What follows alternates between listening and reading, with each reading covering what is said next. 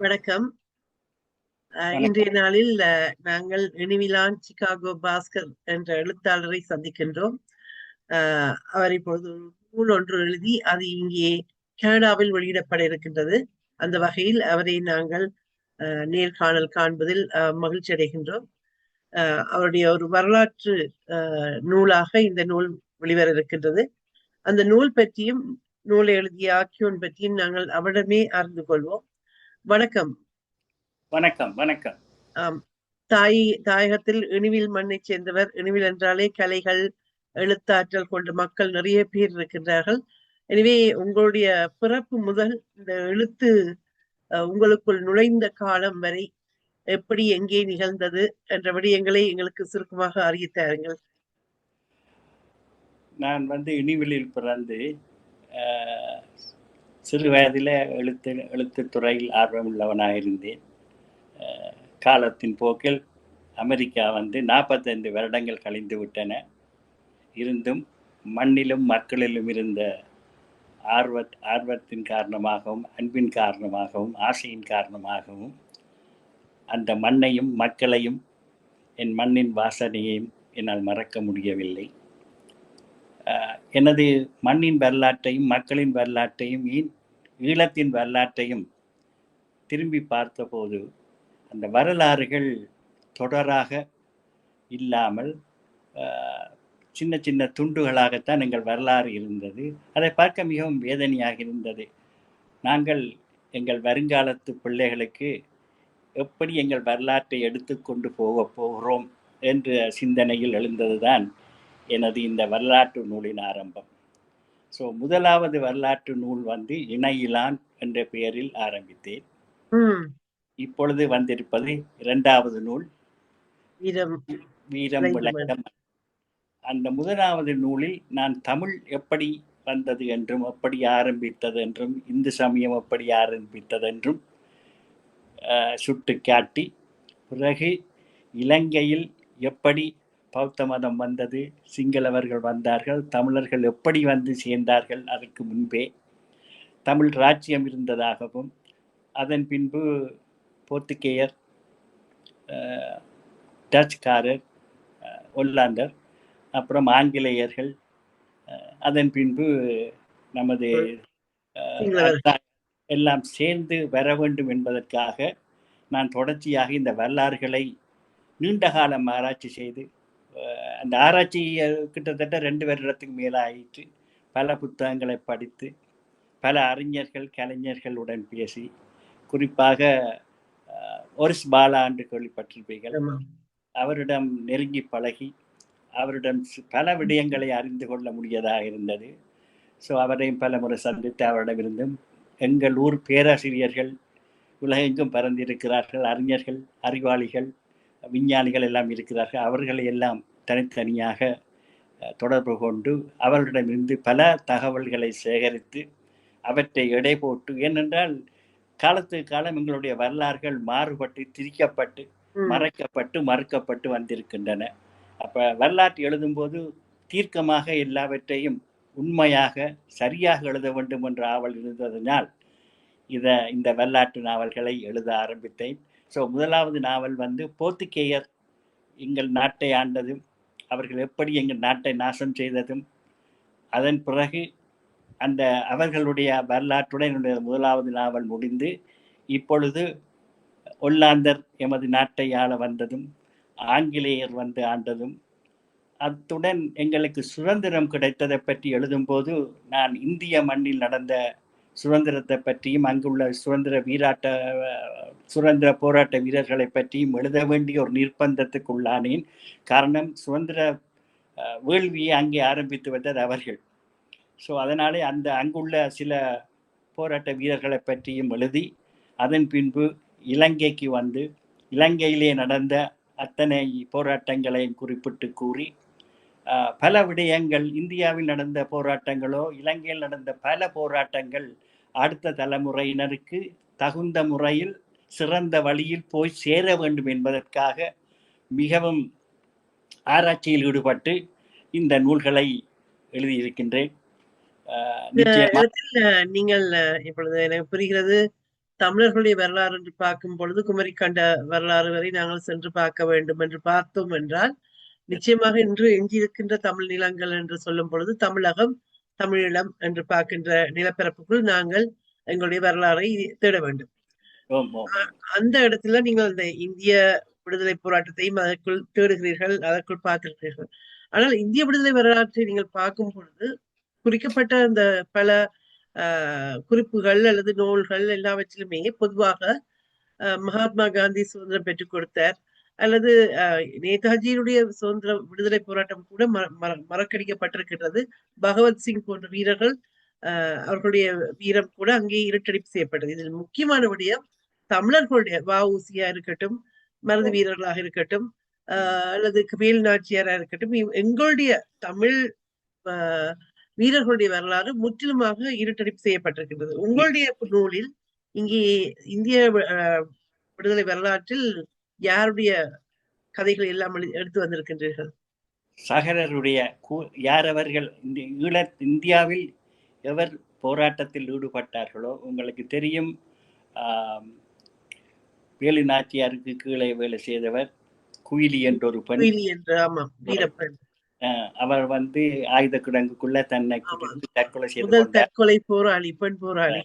அதுகள் எல்லாம் வரலாற்றில் பதியப்பட வேண்டும். அதெல்லாம் மறைக்கப்பட்டு விட்டது.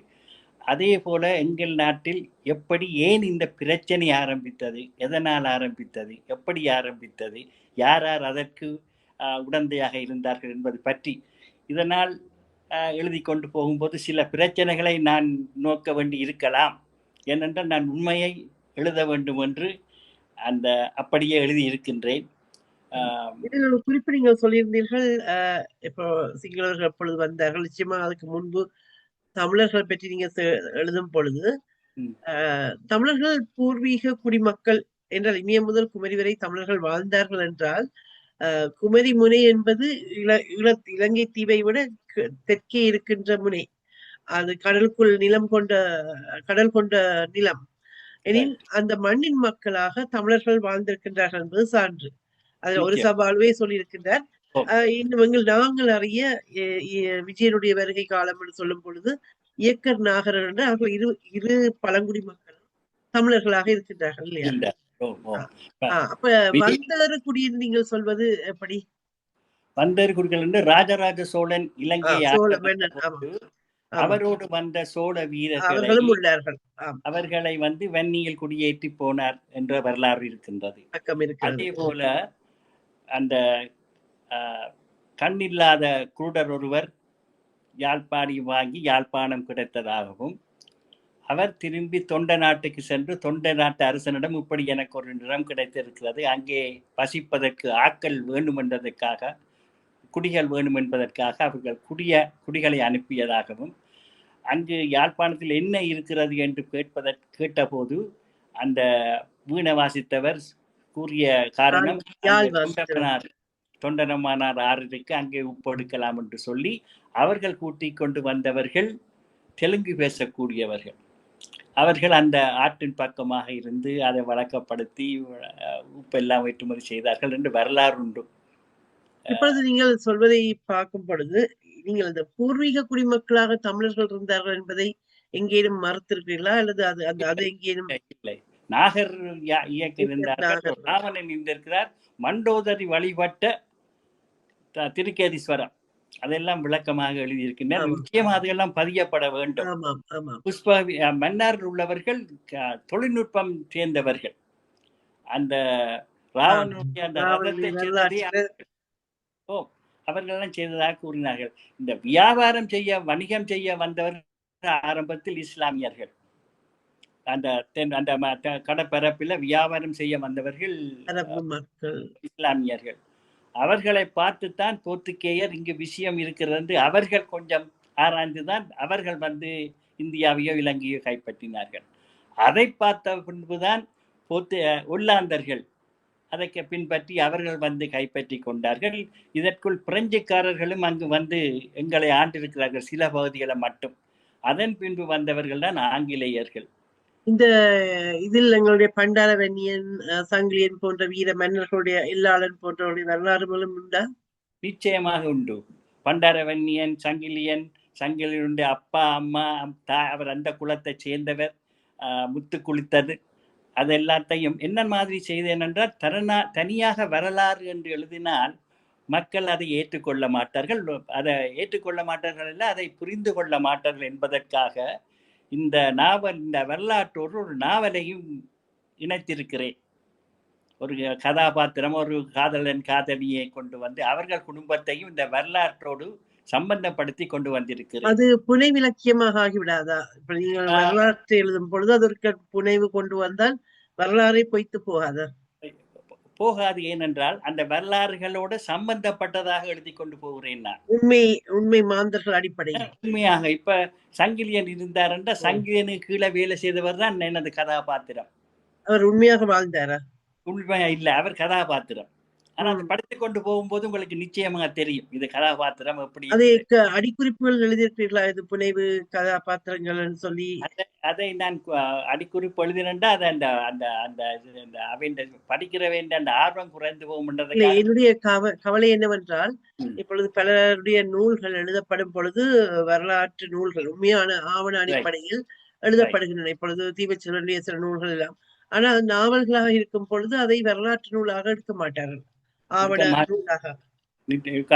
ஆனா அதை எழுதும் முறை மக்கள் படிக்கின்ற முறையில் இருந்திருக்கிறது என்று நான் நினைக்கிறேன். அதை அந்த நாவலை படிக்கும் போது நாவலோடு சேர்ந்து அந்த வரலாறு எப்படி பின்னி பிணைந்து போகிறது அதை படிக்கும் போது நிச்சயமாக தெரியும். படிக்க வேண்டும், பார்க்க வேண்டும், இதில் இருக்கின்ற விடயங்களை நாங்கள் தேட வேண்டும். இப்பொழுது நிச்சயமாக எங்களுடைய நீண்ட நெடும் வரலாற்றில் இது ஒரு பகுதியாகத்தான் இருக்க முடியும். எதுவரை இந்த வரலாறு வீரமுள்ள இந்த மண் எழுதப்பட்டிருக்கின்றது? எங்களுடைய ஈழ வரலாற்றில் எதுவரை வந்திருக்கின்றது? 58 கலவரங்கள் மட்டும் எழுதியிருக்கிறேன். இன்னும் வரலாறுகள் இப்ப இன்றைய நிலைமைக்கு இன்றைய காலகட்டத்தில் என்ன நடக்குதோ என்பதை நிச்சயமா சித்தரிக்க வேண்டும். ஏனென்றால் அந்த பழைய வரலாறுகளுக்கெல்லாம் போதிய என்னன்னு சொல்றது ஆவணங்கள் இல்ல ப்ரூவ் பண்றதுக்கு. ஒவ்வொன்றையும் எடுத்து இப்படி இப்ப பண்டாரவன்னியனை எடுத்துக்கொண்டோமானால் மன்னனாக என்னால் ஏற்றுக்கொள்ள முடியவில்லை. அவர் ஒரு குழு தலைவன், அவரிடம் படை இருக்கவில்லை. இன்றைக்கு அங்கே பண்டாரவன்னியனை தேடி திரிந்து பார்த்தால் ஒரு கல்வெட்டு ஒன்றுதான் இருக்கிறது. பென்சூட்டர் அந்த கோட்டையை இடித்து தகர்த்தார்கள் பண்டாரவன்னியன் படையினர், வில் அம்பு கொண்டு என்று இருக்கிறது.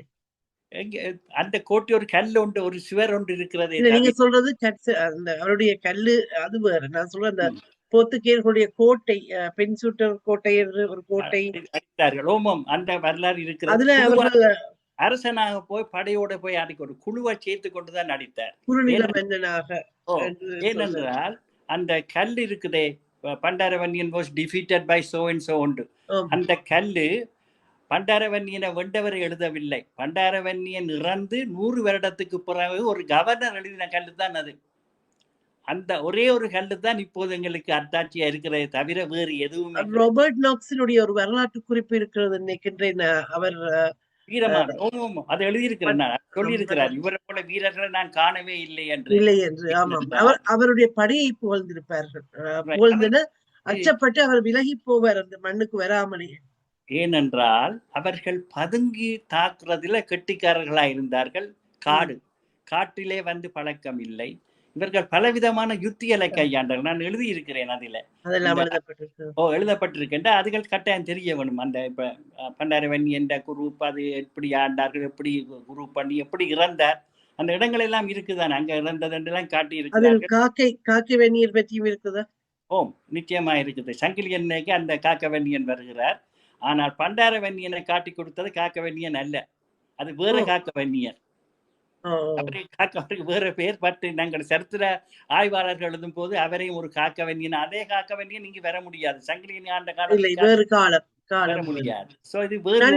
இப்படி காட்டி கொடுக்கின்றவர்களை எட்டப்ப என்று சொல்வது போல காக்கவன்னியர்கள் என்று சொன்னார்களோ தெரியவில்லை. இருக்கலாம், அப்படி ஒரு குழுவுக்குறியா வச்சிருக்கலாம். காக்கவன்னியன் என்றது ஒரு காட்டி கொடுப்பவர்களுக்கு. இப்பொழுது இந்த நூல் நீங்கள் சொல்வது போல எத்தனை பக்கங்களை கொண்டது? கிட்டத்தட்ட 600 பக்கங்கள்.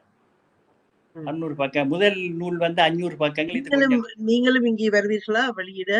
நிச்சயமா வருவேன். எஸ் எஸ் நிச்சயமா அந்த இதுல கலந்து கொள்வேன் என்ற சில விஷயங்களை நேர்ல கூற வேண்டி இருக்கிறது. இன்னொரு விஷயத்தை நான் கூற விரும்புகிறேன். இது ஒளிபரப்பப்படும் நிச்சயமாக.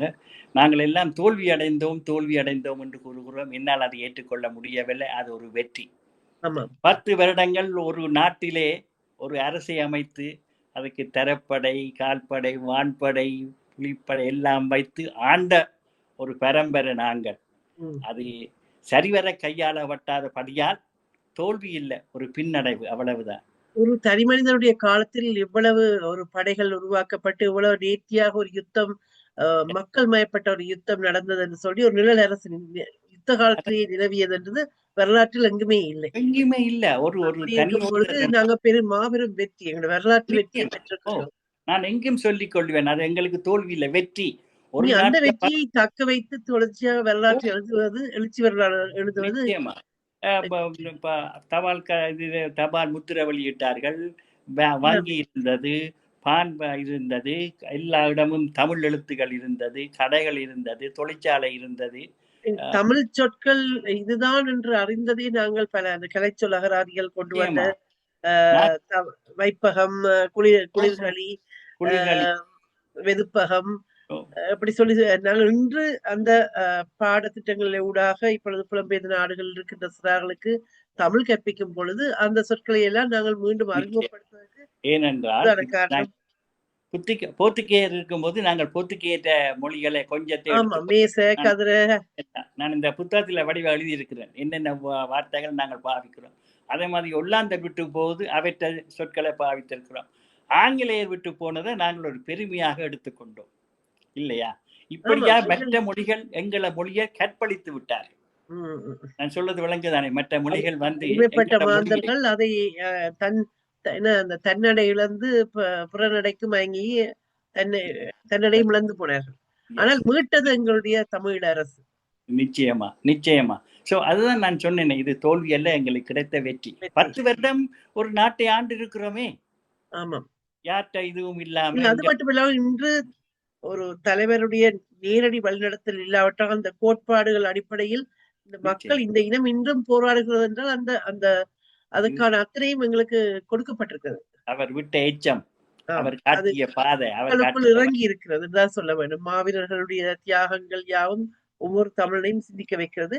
சரி, எனவே நிறைய உங்களுடைய நூல்களில் நாங்கள் எதிர்பார்க்கின்றோம். அதே நேரம் நீங்கள் ஆய்வு செய்த நூல்கள் பற்றிய விவரங்களையும் அங்கே எழுதியிருக்கிறீர்களா? நிச்சயமா.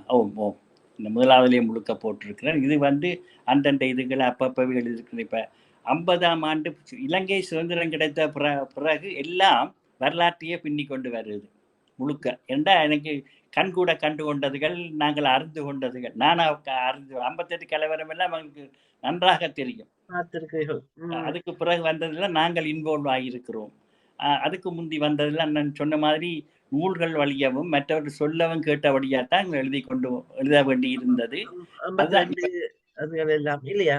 அதோட தமிழற்ற வரலாறு, வாழ்க்கை வரலாறு எப்படி வாழ்ந்தார்கள் என்பது அடுத்த தலைமுறைக்கு போய் சேர வேண்டும். அதுதான் என்னுடைய மெயின் கொள்கை. நமது வரலாறுகள் அடுத்த தலைமுறைக்கு கடத்தப்பட வேண்டும். அந்த அந்த நோக்கம் நிச்சயமாக எல்லார் மனதிலையும் இருக்க வேண்டும். இந்த நூல்களை ஆகஸ்ட் 24ஆம் நாள் கனடா கந்தசாமி ஆலயத்தில், ஆகஸ்ட் 24ஆம் நாள் கனடா கந்தசாமி ஆலயத்தில் நினைக்கின்றேன், அது ஒரு ஞாயிற்றுக்கிழமையா, மாலை 5 மணிக்கு இந்த நூல் வெளியீடு இடம்பெற்றிருக்கின்றது. வீரம் விளைந்த மண், இடுவிலூர் சிகாகோ பாஸ்கர் அவர்கள் எழுதிய இந்த நூலை எல்லோரும் பெற்றுக்கொள்ள வேண்டும். அதிலிருந்து எங்களுடைய வரலாற்று தகவல்களை நாங்கள் பெற்று அடுத்த சந்ததிக்கு எடுத்து செல்ல வேண்டும். எனவே ஆக்கியோடும் இங்கே வருகின்றார், எழுத்தாளரும் இங்கே வருகின்றார். அதனூடாக அவருடன் நீங்கள் உங்களுடைய பிள்ளைகளை கூட்டி வந்து வரலாறு பற்றிய கேள்விகள், கருத்துக்களை கேட்க முடியும்.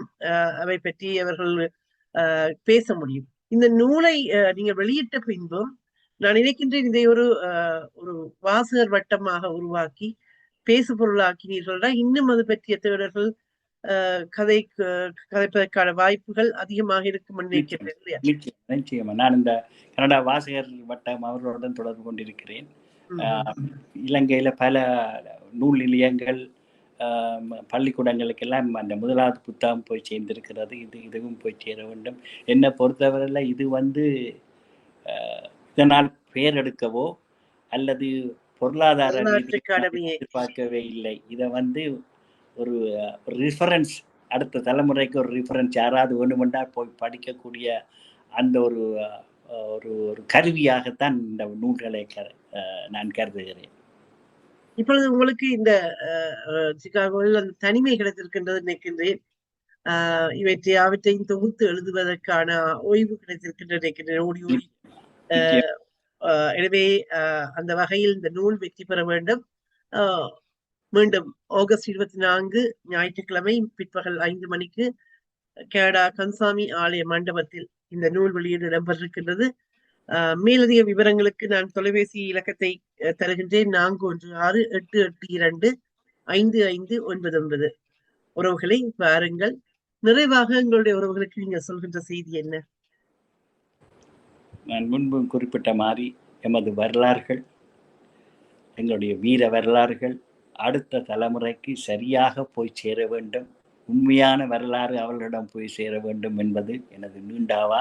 அதைத்தான் நான் எப்பொழுதும் கூற விளைகிறேன். இப்படியான ஒரு சந்தர்ப்பத்தை எனக்கு தந்து பேச ஒரு சந்தர்ப்பம் தந்ததுக்கு மிகவும் மகிழ்ச்சி. 24ஆம் தேதி எல்லோரையும் நேரிலே கண்டு அளவாக வேண்டும் என்று மிக விருப்பப்படுகின்றேன். நல்லது. தமிழருடைய வரலாறு என்பது வெறும் தற்பெருமை கதைகள் அல்ல, அவை யாவும் வரலாற்று பெருமைகள். அந்த நேரம் நாங்கள் தொன்மை மாந்தர்கள் என்பது மட்டும் தமிழின் பெருமை இல்லை, அதனுடைய தொடர்ச்சியாக நாங்கள் தொடர்ச்சியாக இந்த வரலாற்றை கொண்டு நகர்த்துகின்றோம் என்பதில்தான் எங்களுடைய இனத்தின் பெருமையை நாங்கள் நிலைநாட்ட முடியும். எனவே இந்த பணி ஒரு காலத்தை தேவைப்படுகின்ற அரிய பணி. அதை ஒரு எழுத்தாளர் செய்கின்ற பொழுது அதை எடுத்துச் செல்வது மக்களுடைய கடமை. அந்த வகையில் ஒரு ஊடக பரப்பில் நாங்கள் இந்த செய்தியை உங்களுக்கு அறிய தருகின்ற உறவுகளை எல்லோரும் வாருங்கள். ஆகஸ்ட் மாதம் 24ஆம் நாள் ஞாயிற்றுக்கிழமை பிற்பகல் 5 மணிக்கு கனடா கன்சாமி ஆலயத்தில். நன்றி. இந்த வாய்ப்பில் இந்த பொழுதில் எங்களோடு இணைந்து கொண்டு இந்த தகவல்களை பகிர்ந்து கொண்டதுக்கு இனிவில் ஊரான் சிகாகோ பாஸ்கர் ஐயாவுக்கு நன்றி. வணக்கம். மிகவும் நன்றி. உங்களை சந்திக்க ஆவலுடன் காத்திருக்கின்றேன். நாங்களும் காத்திருக்கின்றோம். நன்றி.